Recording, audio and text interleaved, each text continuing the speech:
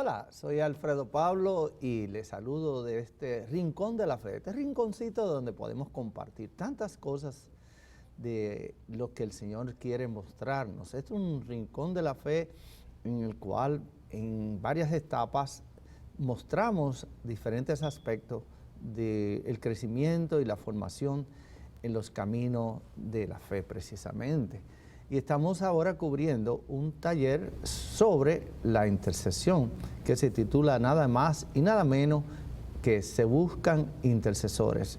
Es un compendio de 27 capítulos o 27 temas, por lo cual hoy estamos cubriendo ya el tema número 14. Y digo la numeración porque usted puede ir siguiendo la secuencia. Se buscan intercesores porque el Señor tiene esa necesidad de encontrar personas que así lo hagan. El tema de hoy se titula, ¿verdad?, una vida de intercesión. Ese es el tema de hoy, una vida de intercesión. ¿Y cómo nos damos cuenta de esto? Bueno, porque dice en el Evangelio de Lucas, en el capítulo 19, versículo 10, que el Hijo de Dios, o el Hijo del Hombre, ha venido a buscar a los que estaban perdidos. Es decir, Jesús sigue buscando a los que estaban perdidos. Es decir, si buscar quiere decir perseguir, ir detrás de algo con mucho anhelo, con mucho amor. Y eso es lo que hace Jesús, perseguirnos, buscarnos hasta que nos encuentra. ¿Para qué nos encuentra? Para devolvernos al Padre, a ese amor, a esa relación con Dios Padre Todopoderoso, a recuperar ese amor que habíamos perdido. Por lo tanto, el buscarnos, el perseguirnos es una labor de intercesión, de interceder. Cuando leemos la carta a los Hebreos en el capítulo 5, versículo 7, nos damos cuenta que Jesús sí iba buscando a las personas. La intercesión, por lo tanto, para Jesús era muy importante. Y la carta a los Hebreos nos dice que Jesucristo ofreció en los días de su vida mortal ruegos y súplicas con poderoso clamor y lágrimas. Entonces quiere decir que sí, para Jesús fue importante la intercesión. Y era algo muy natural en él, que siendo Jesús el Hijo de Dios o Dios mismo, procuraba alcanzar al hombre, procuraba alcanzarnos a través de la vida en este mundo cuando estuvo para él, estuvo aquí con nosotros. Y es fácil imaginarnos que parte de esos largos tiempos en que se alejaba de la gente para estar a solas con su Padre, frecuentemente, ¿qué hacía Jesús? Jesús se dedicaba a interceder, a orar por cada uno de nosotros. Y oraba muchas horas. Y por eso ahí vemos la necesidad que Jesús nos muestra de interceder. Por eso dice el Evangelio de Lucas, se alejaba y pasaba noches enteras en oración. Y yo no sé si ustedes se recuerdan ese contraste que hay entre Pedro y los discípulos cuando Jesús le dice se apartó para orar y que Jesús vuelve y lo encuentra dormido. Y le dice y le reclama, no pudieron estar ni siquiera una hora en oración. A nosotros nos cuesta orar. Nos cuesta, a veces vamos a los pies del Señor, al Santísimo, y pasamos quizás 10 minutos y ya pensamos que hemos pasado el día entero en oración. Pero no me imagino Jesús pasar noche entera orando, lo que significa que hay una gran necesidad de que el hombre sea alcanzado por Dios. No que nosotros alcancemos a Dios, sino que el hombre sea alcanzado por Dios, que Dios siga manifestando su misericordia, su perdón en cada uno de nosotros. En el Evangelio, en los diferentes evangelios que leemos, tenemos constancia explícita, ¿verdad?, de numerosos momentos de intercesión en la vida de Jesús. Cuando veía a la multitud como ovejas sin pastor o a la gente, le presentaba todo tipo de necesidades y sufrimiento que la gente experimentaba, pero Jesús tenía compasión de ellos y su corazón de intercesor se llenaba, ¿verdad?, de gozo al poder presentarle al Padre las necesidades de cada uno de nosotros. Y por eso Jesús oraba por los que sufrían cualquier mal, cualquier enfermedad, y oraba por los niños, como nos dice el Evangelio de Mateo 19:15, oraba por los niños y le imponía las manos. Cada uno de nosotros somos los niños de Dios. Entonces, si Jesús oraba, vamos a escudriñar un poco en las Escrituras cómo Él hacía la intercesión y qué tipo de intercesión hacía Jesús. Viendo entonces en nuestra laminilla, veremos que Jesús oraba a su Padre, primero para que enviara más discípulos, más intercesores. Tenemos entonces esta constancia, ¿verdad?, de que el Señor intercedió intensamente ante su Padre por nuestras necesidades. Primero, intercedió por sus discípulos, ¿verdad?, y por todas las dificultades que estos discípulos iban a enfrentar. Por eso en Juan 17, del versículo 9 al versículo 11, nos dice, o vemos como Jesús dice: por ello te ruego, Padre Santo, cuide en tu nombre a lo que tú me has dado. También Jesús intercedía y oraba por lo que sufrían, ¿verdad?, lo que sufrían alguna enfermedad. Y viendo que llevaban momentos muy difíciles, oró por esas situaciones concretas, como fue el caso de Pedro, a quien dijo el Señor: Simón, Simón, mira que Satanás ha solicitado permiso para cribarte como el trigo, pero yo he rogado por ti para que tú no desfallezcas. Me encanta esa lectura de Juan 22, 31, como Jesús prevé las situaciones adversas que nosotros, sus discípulos, los cristianos, vamos a experimentar en esta vida. Hemos visto momentos difíciles. No se recuerdan cuando a mano de Lisi fallecieron muchas personas, ¿verdad?, que eran ejecutadas, degolladas. En el mismo México hemos visto como muchos sacerdotes han sido sacrificados, han sido asesinados por llevar la palabra, por ser testigos del amor de Dios. Pues no piensen que la vida del cristiano es fácil. Somos perseguidos, tenemos pruebas muy difíciles, momentos muy difíciles que vamos a vivir solo por vivir la fe. Hemos escuchado noticias de personas que en medio de una adoración, en medio de una asamblea en un templo, han ocurrido explosiones, como he visto casos en la India, ¿verdad?, en Arabia, en la parte de Arabia, de Palestina, y en todos esos lugares donde son asesinados en plena celebración de la palabra de Dios. Por lo tanto, eso es lo que nos pide el Señor, que oremos y viendo nuestra necesidad, ora por nuestras necesidades. Jesús también oraba por los que sufrían. No pienses que tú estás solo en tu sufrimiento. Si vemos en el Mateo 19, 15, vemos el sufrimiento que experimentan los discípulos, y por eso Jesús oró por la conversión de cada uno de nosotros. ¿Para qué? Para que pudiéramos encontrar, ¿verdad?, la paz en Dios mismo, ¿verdad? También Jesús oró por todos los suyos. ¿Para qué? Para que alcancemos la vida eterna a través de Él. Si vamos al Evangelio de Juan, capítulo 17, versículo 12. Juan 17, versículo 12. Miren cómo dice en Juan 17, versículo 12, nos dice muy claramente la necesidad. Dice: rogó por todos los suyos para que alcancemos la vida eterna, para que ninguno de nosotros nos perdamos. Pero también Jesús intercedió por los discípulos. ¿Para qué? Para que fuéramos protegidos de las insidias del diablo. Si usted va al Evangelio de Juan, el capítulo 17, versículo 15, vemos cómo Jesús clama y ora.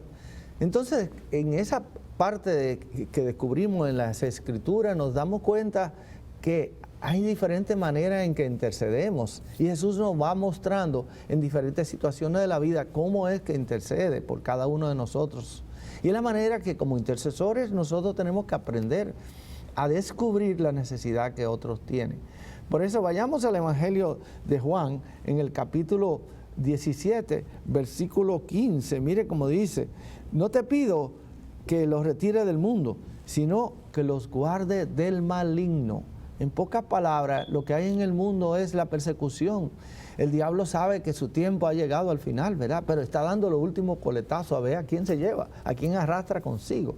Por lo tanto, en la visión de Apocalipsis de Juan, vemos precisamente como con su cola el diablo va arrastrando a muchas personas, pero vemos también como la imagen de nuestra Madre del Cielo nos da esa protección para defender a los que somos sus hijos, intercediendo y orando por cada uno de nosotros. Y esa es la labor del amor de Dios, que ha venido a acercarse al hombre, a cada uno de nosotros. Veamos también otro aspecto de la intercesión. ¿Qué le parece si vamos a Juan 17, versículo 17? Juan 17, versículo 17. ¿Qué hace Jesús en este evangelio? Cuando leemos este evangelio, vemos que Jesús pidió santidad para sus discípulos. En Juan 17, fíjense cómo dice, pidió al Padre santidad para sus discípulos, cuando decía, Padre, santifícalo en la verdad. Juan 17, 11. Pero también Jesús oró con particular insistencia por la unidad de sus discípulos. Evangelio de Juan, capítulo 17, del 21 al 23, Jesús dice nuevamente, que sean uno como nosotros somos uno, que sean perfectamente uno. Y cuando hablo de unidad, no estoy hablando de unidad de criterio, estoy hablando de unidad de espíritu, es decir, unidad del Espíritu de Dios con el espíritu de cada uno de nosotros. Es decir, Dios es espíritu, el hombre es cuerpo, alma y espíritu. Por lo tanto, el Espíritu de Dios que venga a morar en cada uno de nosotros nos permite tener ese contacto directo con Dios, escuchar la voz del Padre. Como dirías en inglés, no wonder, Jesús dice, el Espíritu de Dios nos enseña a orar. Dice, no sabemos cómo orar, mas el Espíritu Santo viene con gemido. Y con esos gemidos, ¿verdad?, se manifiestan cuando el Espíritu de Dios se apodera de nuestros espíritus y podemos nosotros orar. Se nos acaban las palabras, pero seguimos gimiendo, seguimos clamando. Es lo que muchas veces en la palabra de Dios nos habla de la oración en lengua, el cántico en lengua. Fíjense que no estoy hablando de hablar en lengua, estoy hablando de oración en lengua. Hay una diferencia entre orar en lengua y hablar en lengua. Cuando se ora en lengua, solo el Espíritu de Dios entiende lo que estamos diciendo. Tu espíritu se manifiesta, se expresa en un lenguaje que nadie puede entender. Puede expresar gemidos, puede expresar balbuceos, pero solamente tu espíritu lo entiende y solamente Dios lo entiende. Ahora, cuando se habla en lengua, tiene que haber alguien que interprete esa lengua, porque es como otro idioma y tenemos que entender lo que se está diciendo. Hay muchas profecías que se hablan en lengua, se manifiestan en lengua, y hay alguien por lo general que interpreta lo que se está transmitiendo, porque las profecías son para edificar a la asamblea, al pueblo de Dios. Pero la oración en lengua está para edificar nuestro propio espíritu, para edificarnos en esa relación íntima con Dios. También la intercesión, vemos como Jesús oró. ¿Cómo oró? También oró para que los discípulos alcancemos la gloria que le pertenece a Dios. Si vamos al Evangelio de Juan, capítulo 17, versículo 24, dice, también oró de esta manera, dice, que contemplen mi gloria, dice Jesús en este versículo 24 del Evangelio de Juan, capítulo 17, para que contemplen mi gloria, es decir, para que alcancemos la gloria del Señor. Y esa es una experiencia hermosa, ¿verdad? Hay muchos santos que han tenido esa experiencia contemplativa, que no es más que cuando tus ojos espirituales se abren para ver lo que Dios está manifestando, lo que Dios está expresando. Algunos lo describen como un estado de éxtasis, algunos lo describen un estado contemplativo. En muchas de las apariciones que hemos estudiado, que hemos leído, vemos como los videntes se quedan en un éxtasis tal que nadie puede entender lo que está ocurriendo, pero sí sabemos que como que se extraen. Ahí se han hecho tantas pruebas médica. Y ven que las personas sí siguen en su conciencia, pero en un estado de gracia tal que pueden entender lo que la Virgen está manifestando en sus apariciones. También Jesús en esa intercesión rogó para que el mismo amor del Padre llegara a sus discípulos. Vamos entonces al Evangelio de Juan, en el capítulo 17, en el versículo 26. Fíjense cómo nos dice la palabra. Y finalmente rogó para que el mismo amor del Padre hacia el Hijo llegara también a sus discípulos y habitara en nosotros. Cuando dijo, que el amor con el que tú me has amado esté en ellos y ellos en mí. ¡Wow! Ese amor de Dios que se experimente con todo el ardor, con toda la ternura. Y ustedes no lo van a creer, pero Jesús también desde la cruz estaba intercediendo. ¿Cómo así? Bueno, si usted va al Evangelio de Lucas, en el capítulo 23, en el versículo 24, ahí vemos cómo Jesús está pidiendo al Padre por lo que lo estaban crucificando. Todos recordamos esa frase, ¿verdad? Cuando Jesús desde la cruz decía que estaba ahí y decía, Padre, perdónalo porque no saben lo que hacen. Es decir, ahí hay una perfecta intercesión, porque en medio del dolor Jesús tomó sobre sí esa dolencia, es decir, tu pecado, mis pecados. Es más, si se recuerdan, estaba en medio de los dos que estaban crucificados, le llaman en la palabra de Dios los dos ladrones. Hubo uno que recibió la respuesta de esa intercesión de Jesús y prácticamente el Padre escuchó su clamor y Jesús le dijo, ¿verdad? Hoy te recuerdo que hoy estará hoy mismo conmigo en el paraíso. Y a nosotros no se nos puede olvidar ese propósito de la intercesión. Y tú me dirás, bueno, ¿y por qué voy a interceder? Yo voy delante del Santísimo, me siento allí. A veces se me nubla el pensamiento. A veces mis preocupaciones son tan intensas que no tengo la capacidad de pensar. O a veces hasta me duermo. Está bien, porque Jesús dice, vengan los cansados y vengan los que están agobiados, que yo lo haré descansar. Pero aparte de eso, de descansar en la presencia del Señor, seguir orando. Hay veces que yo estoy durmiendo y yo sé que mientras duermo, mi espíritu sigue orando. ¿Por qué? Porque hay unidad de espíritu. El Espíritu de Dios se sigue manifestando a cada uno de nosotros de tal manera que nunca cesamos de interceder. Y vemos cosas maravillosas. Entonces la intención por la que se ore debe ser muy clara. Por ejemplo, hay que orar para que la palabra de Dios penetre en los corazones de tantas personas que necesitan escuchar el mensaje de salvación. Hay veces que no solamente durante un retiro, no solamente durante una asamblea como la Eucaristía o durante una hora santa, hay que orar en todo tiempo y en todo instante y en todo momento para que nosotros seamos portadores de esa gracia de Dios, portadores de su presencia. Yo siempre me impactó una vez, entré a un estudio de radio, me iban a hacer una entrevista y estaban los dos que me iban a entrevistar, una mujer y un hombre. Y entré a la cabina, me dijeron, pase que ya estamos en el cambio de tiempo y ahora le van a hacer la entrevista. Yo iba a hablar precisamente era Pentecostés que se acercaba, iba a hablar un poco de una vigilia que íbamos a tener y qué significaba Pentecostés. Y cuando entré a la cabina, miro a la mujer que me va a entrevistar, de pronto ella se queda mirándome y empieza a llorar.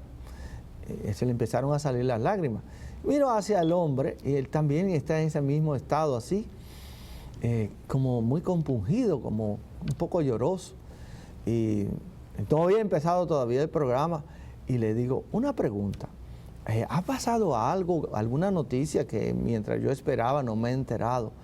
Miren la respuesta que me dieron, me dijeron, no sabemos, pero tan pronto usted entró al estudio, a la cabina, hemos sentido algo que nos ha hecho como conscientes de una gracia, de una presencia especial.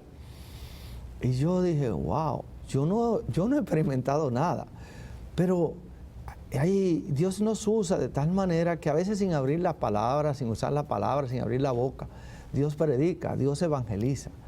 Yo quiero recordarte que donde quiera que vayas, tú eres un teóforo. ¿Qué es un teóforo? Es un portador de la presencia de Dios.